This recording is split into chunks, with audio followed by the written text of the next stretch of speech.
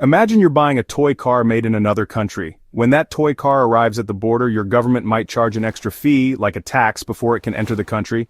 This fee is called a tariff. Tariffs are essentially taxes on imported goods, making those goods more expensive for consumers to buy. Governments use tariffs for a variety of reasons, but the most common is to protect domestic industries from foreign competition. For example, if your country produces a lot of cars, it might impose a tariff on imported cars to make them more expensive than domestically produced cars. This can help protect jobs in the domestic car industry and encourage consumers to buy locally made products. Governments often face a delicate balancing act when it comes to tariffs. On the one hand, tariffs can be a useful tool for protecting domestic industries and generating revenue. On the other hand, they can also lead to higher prices for consumers and retaliation from trading partners. One of the main arguments in favor of tariffs is that they can help to level the playing field between domestic and foreign producers. When foreign goods are cheaper due to lower labor costs or government subsidies, a tariff can help to offset those advantages and make domestic goods more competitive. However, critics of tariffs argue that they ultimately harm consumers by raising prices and reducing choice. When tariffs are imposed, consumers are forced to pay more for imported goods, which can reduce their purchasing power and lead to higher costs of living. Tariffs are used by countries around the world to protect a wide range of industries, from agriculture and manufacturing to technology and services. Some countries have relatively low tariffs on most goods, while others maintain high tariffs to protect certain sectors of their economies. The United States, for example, has historically imposed tariffs on a variety of goods, including cars, steel, and agricultural products. In recent years, the U.S. has engaged in trade disputes with countries like China, imposing tariffs on billions of dollars worth of goods. China, on the other hand, has used tariffs to protect its growing manufacturing sector, often imposing high tariffs on imported goods that compete with domestically produced goods. The European Union also employs tariffs to protect its agricultural sector and other industries. One of the primary arguments in favor of tariffs is that they can help to protect domestic industries from foreign competition. This is particularly important for industries that are just starting out or are facing challenges from lower-cost foreign competitors. By making imported goods more expensive, tariffs can make domestically produced goods more attractive to consumers, boosting demand and supporting jobs in those industries. This can be especially important in regions where certain industries are major employers. Furthermore, tariffs can generate revenue for governments, which can be used to fund public services, reduce taxes, or invest in infrastructure. This revenue can be particularly important for developing countries that have limited sources of income. Section 5. The downside of tariffs, higher prices, and trade wars. While tariffs can provide certain benefits, they also come with significant drawbacks. One of the most immediate and noticeable effects of tariffs is higher prices for consumers.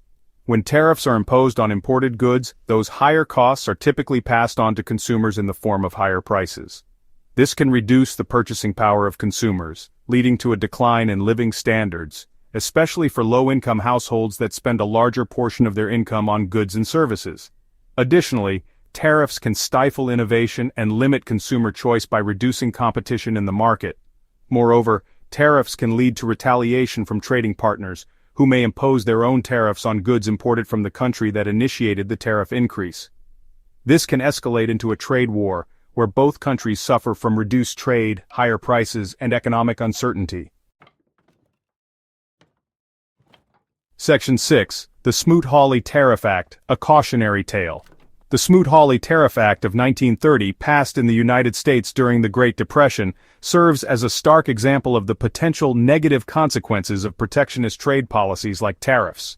Intended to protect American farmers and businesses from foreign competition, the act instead had disastrous effects on the global economy.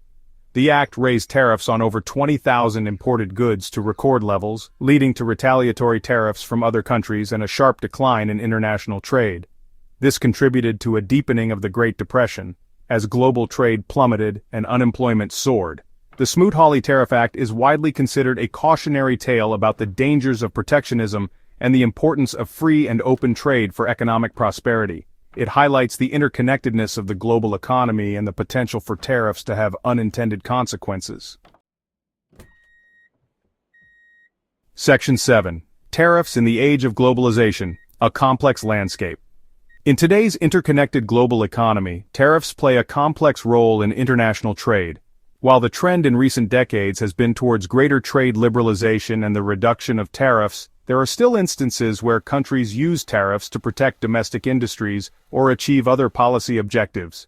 The rise of global value chains, where goods are produced in multiple countries before reaching their final destination, has added another layer of complexity to the issue of tariffs. Tariffs imposed at one stage of the production process can have ripple effects throughout the global supply chain, affecting businesses and consumers in multiple countries. The digital economy and the increasing importance of services trade have also raised new questions about the role of tariffs in the 21st century. While traditional tariffs primarily target physical goods, it remains to be seen how governments will adapt tariff policies to address trade in services and digital products. Section 8. Beyond tariffs, other tools of trade policy. While tariffs are a common tool of trade policy, governments also employ a range of other measures to influence international trade flows. These include non-tariff barriers, such as quotas, subsidies, and regulations, which can be used to restrict imports, promote exports, or protect domestic industries. Quotas, for example, limit the quantity of a particular good that can be imported during a specific period, while subsidies provide financial assistance to domestic producers, making their goods more competitive in the market.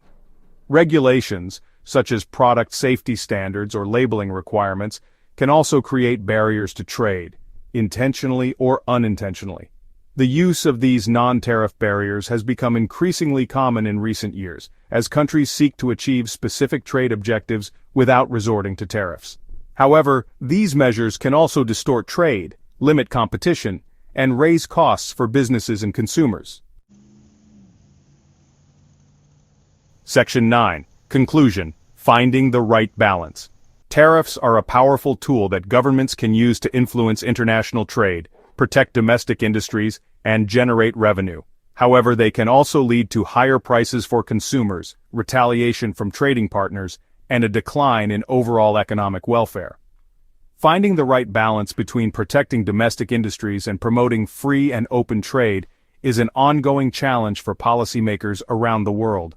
In a globalized economy, it is essential to consider the interconnectedness of markets and the potential for tariffs to have unintended consequences.